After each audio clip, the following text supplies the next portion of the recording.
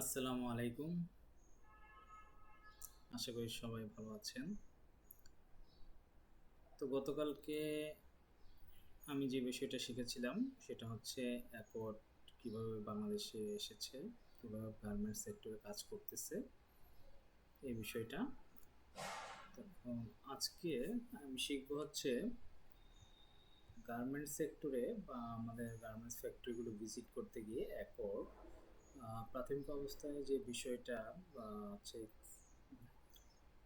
নিয়ে একটু কনফিউশন ছিল বা আমরাও কনফিউশনে ছিলাম যে আমাদের বিল্ডিং সেফটির ক্ষেত্রে বিল্ডিং কোড মেনে যে আমরা কাজ করেছি, যে বিল্ডিংগুলো হয়েছিল সেগুলো 2006-এ আমাদের বাংলাদেশ বিল্ডিং কোড অনুযায়ী। তো 2013 সালে রানা প্লাজা কলাপস হওয়ার পরে আমাদের গভর্নমেন্ট বিএনবিসি কোড এগুলো সব কিছু রেনোভেশন হতে ছিল। তো এই মুহূর্তে কিছু ইনফ্রাস্ট্রাকচারের কাজও চলতেছিল, নতুন নতুন বিল্ডিংয়ের কাজও হচ্ছিল। আবার আরেক দিকে নতুন বিএনবিসি তৈরির একটা পরিকল্পনা চলতেছিল। তো এই মুহূর্তে কোন বিল্ডিংটা কোন কোডের আওতায় আসবে বা কোন নিয়মে তারা ইন্সপেকশন করবে এটা নিয়ে কনফিউশন ছিল।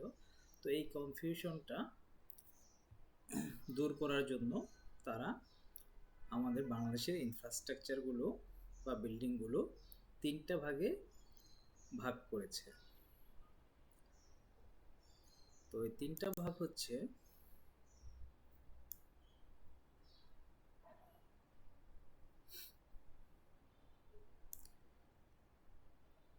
প্রথম যেটা নামকরণ করলো এক্সিস্টিং বিল্ডিং হিসেবে কাউন্ট হবে। কোনগুলো এক্সিস্টিং বিল্ডিং হিসেবে কাউন্ট হবে? যে বিল্ডিংগুলো 24শে নভেম্বর 2013 আগে বিল্ডিংয়ের কাজগুলো কমপ্লিট হয়েছে এবং অকুপাইড হয়েছে, সেগুলো এক্সিস্টিং বিল্ডিং হিসেবে কাউন্ট হবে বা ইন্সপেকশন হবে।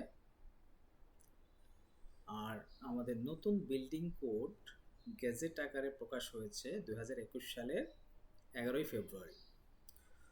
তো যেহেতু নতুন বিল্ডিং কোড আমরা পেয়ে গেছি, তো 2021 সালের 11ই ফেব্রুয়ারির পরে যেসব বিল্ডিংগুলো হবে বা ইনফ্রাস্ট্রাকচারগুলো হচ্ছে বা অকুপাইড হচ্ছে সেগুলো নিউ কনস্ট্রাকশন হিসেবে বিবেচিত হবে অথবা নিউ বিল্ডিং হিসেবে কাউন্ট হবে।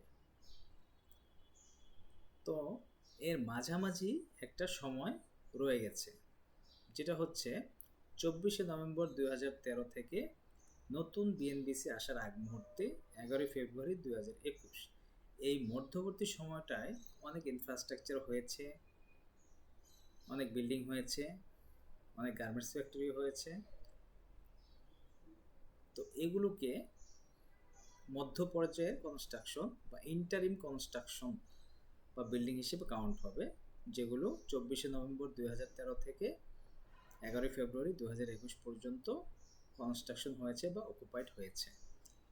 যেমন বর্তমান গভর্নমেন্ট, ইন্টারিম গভর্নমেন্ট, অন্তর্বর্তীকালীন সরকার, তো ওই সময়টাও হচ্ছে আমাদের অন্তর্বর্তীকালীন কনস্ট্রাকশন হিসেবে বিবেচনা করা হয়েছে।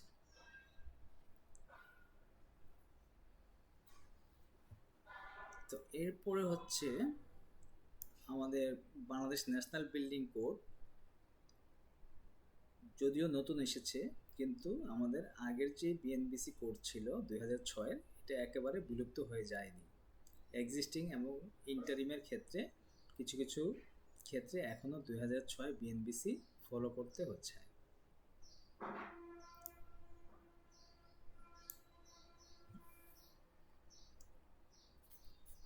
এরপরে আমরা যেটা যাব, এই তিনটা বিল্ডিংয়ের ক্যাটাগরিতে আমরা দেখলাম বা ইন্সপেকশনের ক্যাটাগরি। এরপর হচ্ছে এক এক গার্মেন্টসে বা প্রোডাকশন সেক্টরে এক এক ধরনের ইনফ্রাস্ট্রাকচার বা হচ্ছে প্রোডাকশন থাকে। বড় ধরনের ফ্যাক্টরিতে যেমন হচ্ছে একটা বিল্ডিংয়ে এক এক বিল্ডিংয়ে এক এক ধরনের প্রোডাকশন হয়। ছোট বা মাঝামাঝি ফ্যাক্টরিগুলোতে, মিডিয়াম ফ্যাক্টরিগুলোতে, সরি, একই বিল্ডিংয়ে বিভিন্ন প্রোডাকশন হয়ে থাকে, অফিস হয়ে থাকে। তো এই বিল্ডিংগুলোকে এই ক্ষেত্রে একটা ভাগ করা হয়েছে, যেটা আমাদের বিএনবিসিতে বলা আছে, যেটা আমাদের বিল্ডিং ডিজাইনের ক্ষেত্রে বা হচ্ছে ইন্সপেকশনের ক্ষেত্রে এই ভাগগুলো আমাদের বিবেচনা করতে হয় বা দেখতে হয়। সে ভাগগুলো কি কি আমরা একটু ওগুলো দেখি।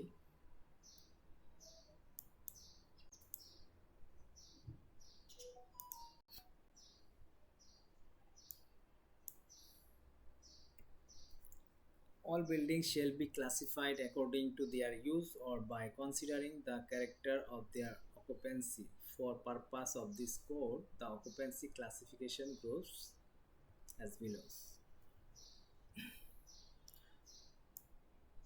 তো এখানে অকুপেন্সি টাইপ হিসেবে বিল্ডিংকে আমাদের ভাগ করতে হয়েছে, যে সেই বিল্ডিংটা আমরা কোন ক্যাটাগরিতে নিয়ে ডিজাইন করব বা ইন্সপেকশন আসলে কোন ক্যাটাগরিতে আমরা ইন্সপেকশন করব এবং সেটা কোন গাইডলাইনের আওতায় থাকবে, কোন ক্যাটাগরিতে থাকবে।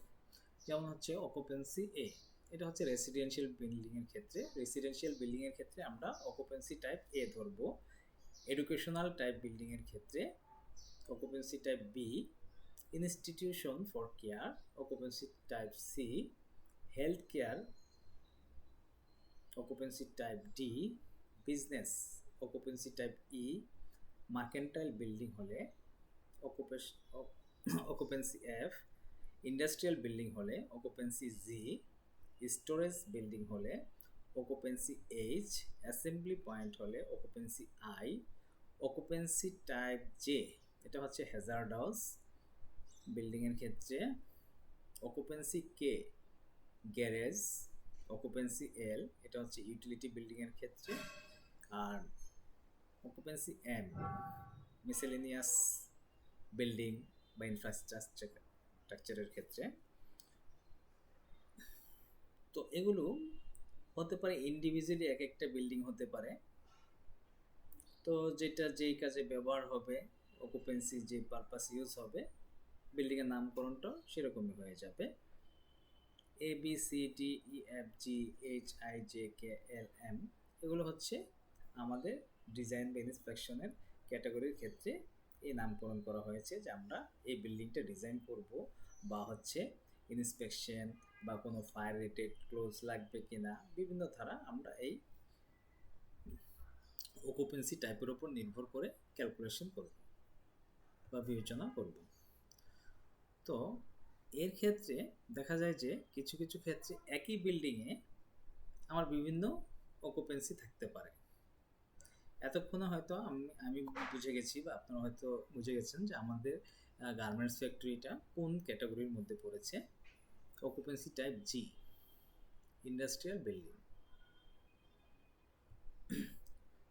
তো শুধু ইন্ডাস্ট্রিয়াল বিল্ডিং অকুপেন্সি হইলে এতটুকুর মধ্যে সীমাবদ্ধ থাকলে ঠিক ছিল, কিন্তু ম্যাক্সিমাম ক্ষেত্রে দেখা গেছে আমাদের ইন্ডাস্ট্রি জি টাইপ হলেও এর মধ্যে আমাদের থাকে হচ্ছে স্টোরেজ, এর মধ্যে আমাদের রাখতে হয় অ্যাসেম্বলি, এর মধ্যে কিছু হ্যাজার্ডাস আইটেম থাকে, ইউটিলিটি পার্ট থাকে, তারপর হচ্ছে হেলথ কেয়ার থাকে, বিজনেস যেগুলো অফিস স্পেস। তো সেই ক্ষেত্রে দেখা যায় আমাদের ম্যাক্সিমাম গার্মেন্টস বিল্ডিংগুলো মিক্সড অকুপাইড হিসেবে বিবেচনা হয়, যে শুধুমাত্র একটা ক্যাটাগরিতে সীমাবদ্ধ থাকে না। তো আজকে এই পর্যন্তই আমি শিখলাম। পরবর্তীতে প্রতিটা অকুপেন্সি নিয়ে ডিটেলস আলাপ করব এবং এর সাথে আমাদের বিল্ডিং সেফটি, ইলেকট্রিক্যাল সেফটি এবং ফায়ার সেফটি ওতপ্রোতভাবে জড়িত। প্রত্যেকটা ক্যাটাগরির জন্য আমাদের 3টা পার্টেই চেঞ্জ আসছে বা চেঞ্জ আছে। যে আমাদের জি ক্যাটাগরি যদি ধরি ইন্ডাস্ট্রিয়াল, তো ইন্ডাস্ট্রিয়াল ক্যাটাগরির জন্য আমাদের বিল্ডিং ক্যাটাগরি কী হবে, বিল্ডিং সেফটির জন্য কী মেজর হয়ে দাঁড়াবে, ইলেকট্রিক্যাল সেফটির জন্য কী মেজর হয়ে দাঁড়াবে এবং ফায়ার সেফটির জন্য কী কী রিকোয়ারমেন্ট আছে যখন অকুপেন্সি টাইপ জি হবে বা ইন্ডাস্ট্রিয়াল হবে। ঠিক আছে, ধন্যবাদ সবাইকে। আসসালামু আলাইকুম।